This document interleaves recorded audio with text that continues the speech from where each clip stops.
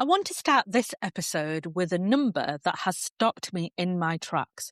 If the global workforce were fully engaged, genuinely motivated, psychologically safe, and valued, $9.6 trillion in productivity would be added to the global economy. 9.6 trillion. That's a 9% increase in global GDP. Here in the UK, poor company culture is costing us £23.6 billion a year in lost talent alone. And a third of British employees have left a job specifically because the culture they were in was not working for them. The US is the same as well. Figures were 233 billion, with 1 in 5 employees wanting to walk away from a toxic workplace. So when people ask me whether culture is a business priority, I think it's clear that the data answers that question pretty well. Welcome back to Decoding Confidence. I am Advita Patel, a communications and inclusive culture consultant, a confidence coach, and the founder of Comms Rebel, where we help organisations build confident cultures so people can be their best selves. And if you've been listening for a while, you will know that this show is very much focused on individual habits, your mindset, and the inner working of how you can build a confident workplace. But today, I want to zoom out a little because I've been doing a lot of work lately with various organizations, really getting into the heart of how culture shapes the way people show up. And I think it's time that I brought the conversation over here. Today, we are talking about confident cultures, what they actually look like, how to spot when yours is working against you, and the green flags worth celebrating. And most importantly, what you can do to make a difference, regardless of your title, your level, or whether or not you have got decision-making capabilities or not. Before we can diagnose whether a culture is confident or not, we need to know what we are actually looking for. Because I think a lot of people have never worked in a genuinely confident culture. So their baseline and a reference point for what one actually can feel like is not always there. So let me paint you a picture. In a confident culture, psychological safety is the norm rather than the exception. People say what they actually think, not the version of what they think other people want to hear from them. Disagreement is not career limiting. Mistakes are often examined honestly rather than buried quietly or blaming other people as well. And it's not weaponized against you either. Different voices are not just invited into the room, but they're also asked to contribute to the conversation. And that's really important to think about that distinction, because there is a version of inclusion that is performative and tokenistic. A confident culture actively redistributes the airtime that people get. It notices when people are dominating every conversation, and then it does something about it. Vulnerability is often modeled from the top. So behaviours like leaders who say, I don't know, when they really don't know, leaders who acknowledge when they have got something wrong rather than hiding it or blaming somebody else, leaders who actually actively ask for pushback rather than expecting people to nod along and agree with them. That is a kind of leadership that creates permission for everyone else in the organisation to do the same. And one thing that really bothers me sometimes is the fact that people think compassion in leadership is a soft quality. It's actually one of the most powerful signals an organization can send to their employees, and is often undermined. And when you look at communications across organizations, it's often honest, it's often two-way, information flows clearly, people are not left filling silence with gossip and speculation, and feedback is actually a real conversation. It's not a once-a-year event that everyone dreads going along to because it feels all a bit fake. Now, I know that you might be listening to this episode and thinking, okay, Advita, that all sounds wonderful. But what does it change in an environment? So I'm going to make this a little bit real for you. Confident cultures have higher retention. Not because they have the best perks or even the biggest salaries, but because people genuinely don't want to leave an organization where they are trusted, where they are valued, and they can see the contribution they are making. That feeling is rare, and people know it's rare as well. And research backs this up. The Boston Consulting Group research found that employees who feel that they can be their genuine selves at work are 2 times less likely to leave. And Gallup found that when psychological safety is high, only 3% of employees plan to quit, compared to 12% when it's low.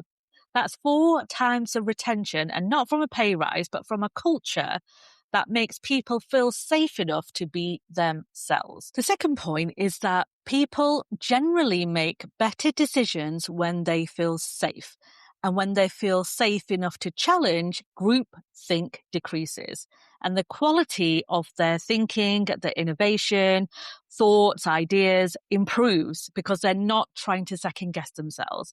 Google's own internal research, Project Aristotle, found that psychological safety was probably one of the single most important factors that made their teams successful. It wasn't about talent and it wasn't about the salary, but when they felt safe, they made better decisions. The quality of thinking improves because people don't need to worry about what other people think about them. The third point is that inclusion becomes something that is actually felt, not just stated. Belonging grows in confident cultures because the environment and the conditions are right for it. And when belonging genuinely is present, the impact can be extraordinary. There's research from BetterUp that found workplace belonging can lead to a 56% increase in job performance and a 50% reduction in people leaving and over 75% reduction in people taking sick days. This isn't a DE&I initiative or a campaign or about awareness days. This is about people genuinely belonging. And there's this one stat that gets me every time where 94% of workers said that belonging at work matters deeply to them. Yet 1 in 5 say that they don't feel like they belong. That isn't about diversity. That is a culture problem and it needs to be fixed. And when it comes to individual confidence, the thing that I talk about all the time, not only on this show, but in my new book, individual confidence can flourish because you're not wasting energy on other people and other environments or trying to mask who you are as well. Now, if all that was working well, doesn't that sound like an absolutely brilliant organisation to work in? So, what gets in the way of an organisation being able to build a confident workplace where people can be their best self? The first red flag is what I call the hippo effect. The highest paid person's opinion wins every time. Not because it's the best idea, not because it's the most researched and informed perspective, but because of the title that's attached to their name. And when seniority consistently overrides decision-making, people stop contributing their best thinking, because why would you bother if the outcome is already predetermined because somebody's got a louder voice and a bigger title than you? The second is performative inclusion, and I see this absolutely everywhere. Diversity is celebrated loudly in campaigns and awareness days, the values that we have on the wall, but it's not reflected in who gets promoted, who gets opportunities, ideas are credited, whose concerns actually get actioned. And when the story of the organization doesn't match the experience of the people inside that organization, trust erodes, and it erodes very quickly. The third is feedback only flows one way. That is a big red flag. Annual engagement surveys with no visible action taken, when you have town halls where questions are screened in advance, a culture where listening is performed rather than it's practiced, people start to notice. They learn quickly that their feedback and their input is not going anywhere, and they just stop giving it. It's never survey fatigue, it's always action fatigue. And the fourth red flag is when silence is the default when things go wrong. So when there's a redundancy program, when there's a failed change that's happened, when there's a reputational stumble and leadership goes very quiet, there's no acknowledgement, there's no honest conversation, there's no visible humanity at all. That is one of the fastest ways to destroy trust in an organization. People don't want leaders to be perfect. They just want them to be present and human. And finally, the fifth red flag, and this is one that I think many of us can relate to, that is when a brilliant toxic leader is tolerated and when high performance is used as an excuse for their poor behavior.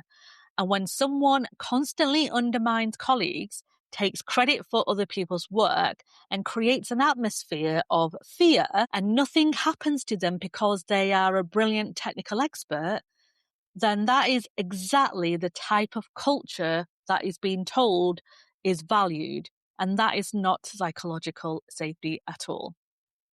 So which one do you think you related with the most or have experienced in your career, either directly or indirectly? Because I want you to take a moment to pause here, because often we move past these toxic behaviors and cultures thinking that that's the norm and we're the ones that are in the wrong, and that's not true. The way we do things around here isn't always the right way to do the things, and it's important that you can tell the difference that helps people be their best selves and the type of culture that can destroy confidence. So I've talked about what a confident culture looks like. Now, I want to talk about what you can actually do about it. Because one of the things I hear a lot is, I'm just one person, or I don't have that kind of influence or decision-making capabilities or capacity.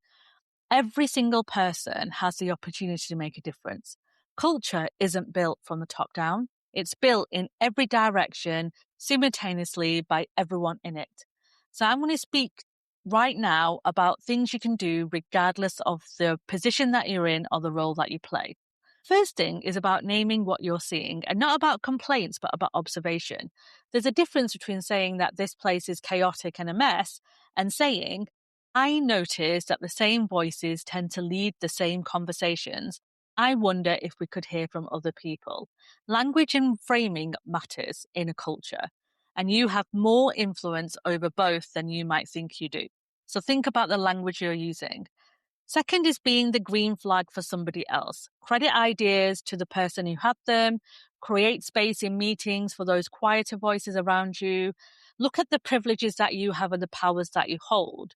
They may feel like small acts, but they're not. They are definitely building blocks that can help a culture thrive and help people feel seen.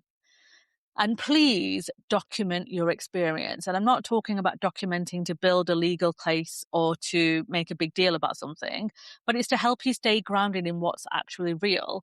Because one of the quieter dangers of a difficult culture is how quickly we start to normalize that this is just the way things happen. It's actually normal. And it's not. If you're a people manager, then your team's experience of culture, to a significant degree actually, is their experience of you. The microculture that you create is the immediate environment that they feel in team meetings, in one-to-ones, in how you respond when somebody gets something wrong. It matters a lot to your team. You may not be able to change the entire organization, but you can absolutely change what it feels like to work in your part of the organization and in your department.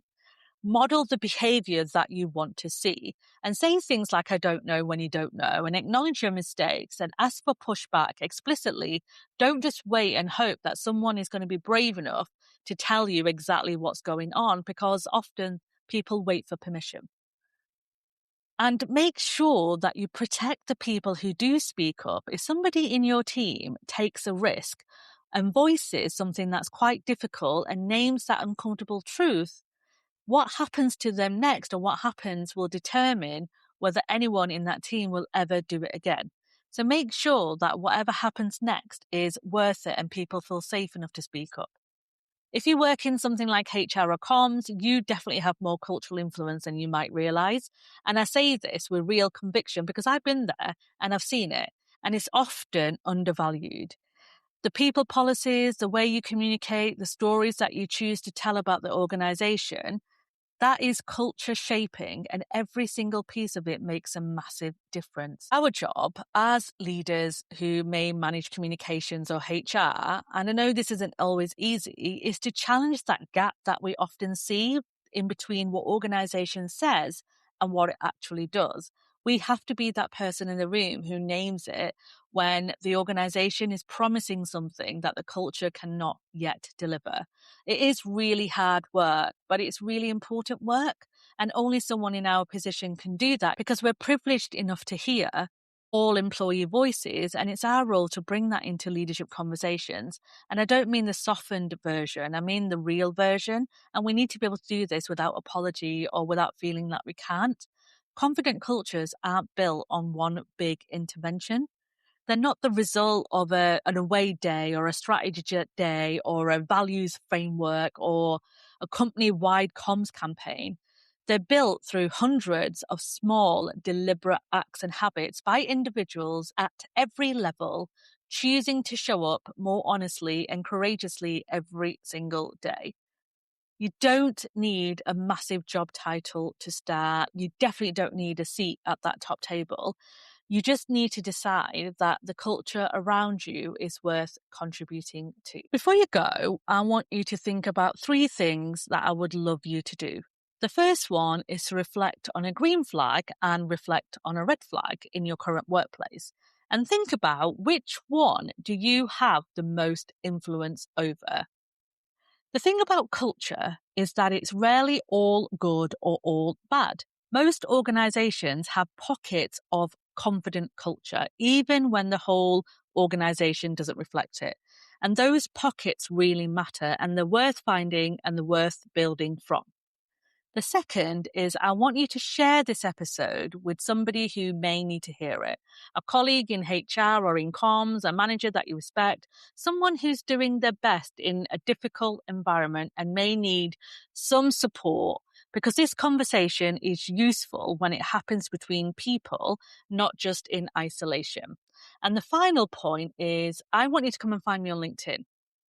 I want you to tell me what you're going to do differently. I want you to raise any questions that you might have, because I want to hear from you. I don't want you to think that you're alone in any of this. And it's really important that you ask the questions. If you enjoyed this episode, then you're definitely going to enjoy my new book, Decoding Confidence, The 7 Habits of Confident Leaders. You can find it in Waterstones, Barnes & Noble, Foyles and other bookshops. And if you want a limited signed copy, you can purchase that directly from my website, decodingconfidence.com. Thank you so much for spending the last 20 minutes or so with me. I hope you enjoyed this episode and learned a little bit about what a confident workplace can look like and what contributions we can make to a confident workplace as well. If you want to be a guest on a future episode of Decoding Confidence, or you have a recommendation for me for a future guest, then please email me at advita@decodingconfidence.com. And of course, you can find me on LinkedIn and on Instagram as well. Have a great week, and I will see you next time.